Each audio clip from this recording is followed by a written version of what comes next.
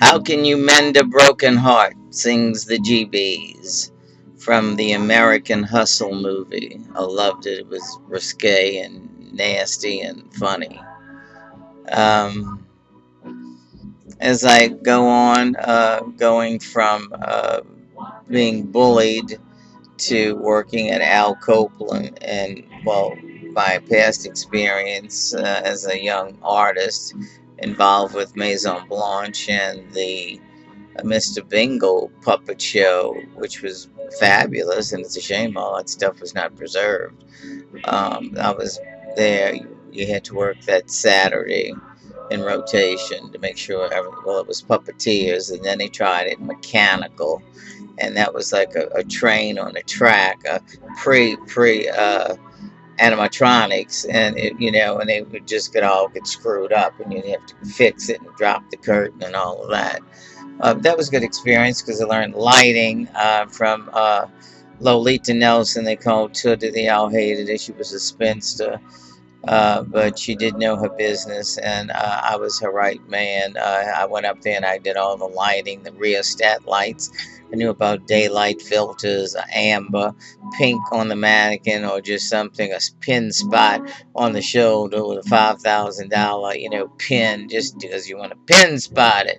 Then we used fountains and all kinds of stuff, and then later on, when I went back off and on working there, this other gal was I don't know, something to do with the museum, like an archaeologist. I don't remember what the fuck she was. And I said, well, she's scientific. How is she the head of the display department?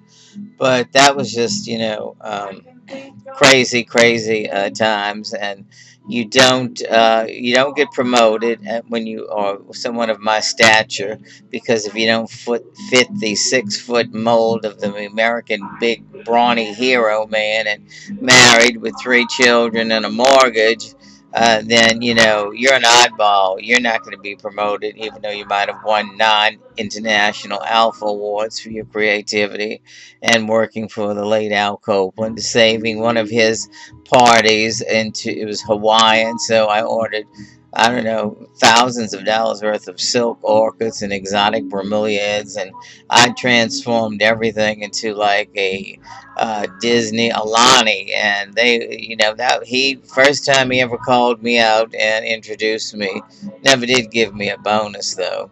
But it was always more, more, more with less money with Al and all of his relationships, and Jennifer, who told me all about their sex life. His penis was like a little boy's foreskin because he pulled it off, and that's how brave and tough he was. And I was like freaking out listening to all of this information. And well, that's just one of the many encounters. And of course, I met Jennifer Coolidge. MGM, I was the first person to interview Jennifer Coolidge. And she came here, and I was really sweet. And she told me to watch all her stuff at the cafe, and, she didn't know me from Adam, but, she knew I wasn't going to take anything. So I offered to drive her back to the hotel, which I knew, but they gave it a different name, and I was like confused. But she got back home, and then I made her the honorary guest for the SPCA fundraiser. And then everything was private. Then all of a sudden, the bitch there at the head of promotions, she got all of Jennifer Coolidge's phone numbers. And I was like, the oddball. But Jennifer hurt me when I did a promotional dinner at one of the famous restaurants in Bourbon Street, next to the House of Blues. And as she's being comped with her boyfriend, I can't forget his name. She kept scolding him about why he didn't wear a shirt because I was all dressed up, which was hysterical. Then Carmine, what's her name? The hefty actress, and the other guy from the Terminator who played the robot, Robert something. Carmine, who played Elvis's mother, and she said to Jennifer, "Who is this? Me?" And she said, "I'm Charity." Well, that really upset me.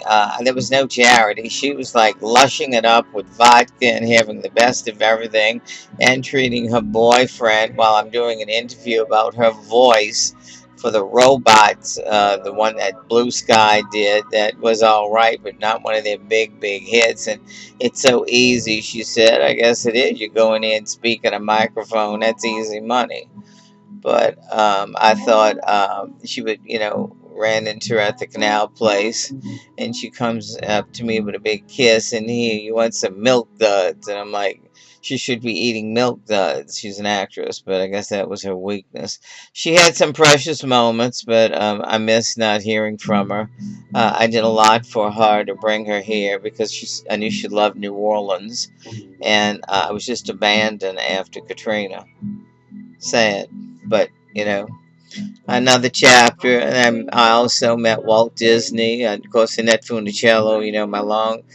My only true love. I just had a broken heart that I could never be in love or married to Annette.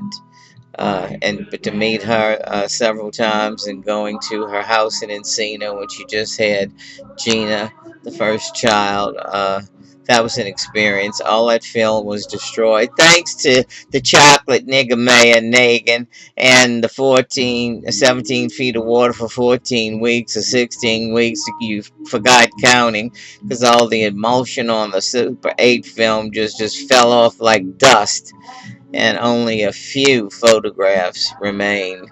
Polaroids sustain that. How you like that for durability? Anything on negative, the emulsion just fell off like cellophane. And the glossies, I think, ran like smeared water dyed things, which would make an interesting book. And I believe the mats survive if you could unstick them. And I had thousands of memorabilia. Well, but that was the comeback after Katrina to find this stuff. Next chapter.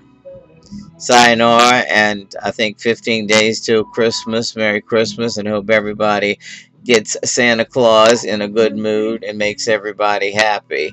I wish you all nothing but the best, and don't expect anything but the best of yourself. I've learned that, to respect myself and not have anybody diminish me.